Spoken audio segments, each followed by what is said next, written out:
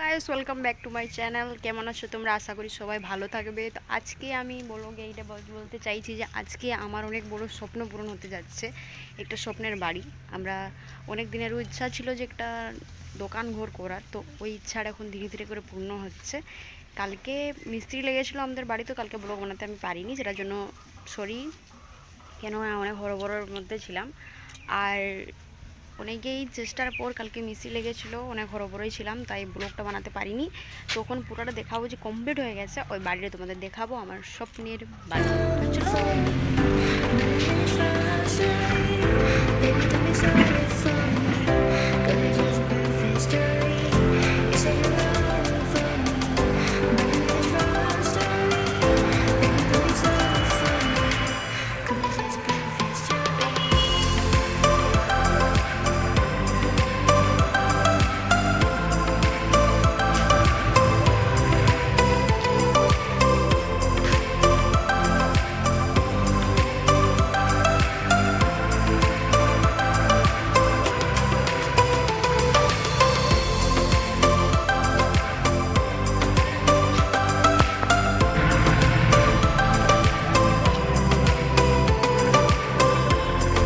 দেখলে তোমরা বাড়িটা কেমন আছে অবশ্যই জানিও কমেন্ট করে।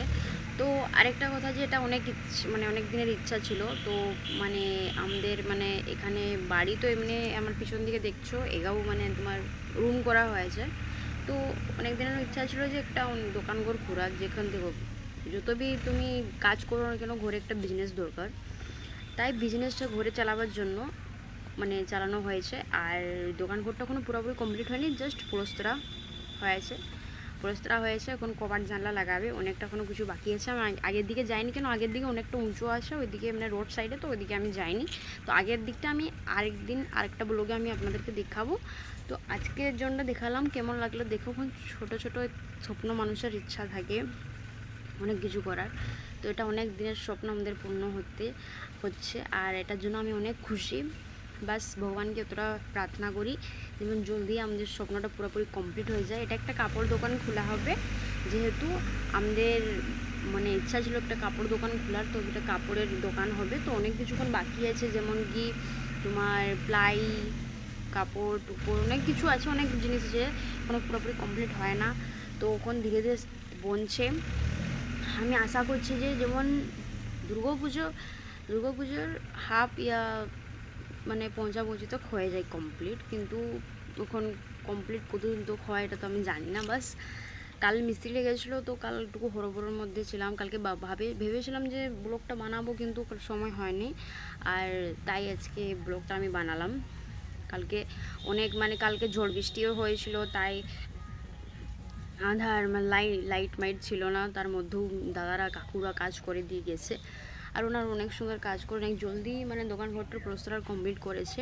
সিঁড়ি হয়েছে উপরতলা যেতে, আর এই দিকটার জন্য বারান্দাটা দেখতে পেলে তল দিকেরটা, ওইটা তোমার ঠাকুর ঘর বনবে।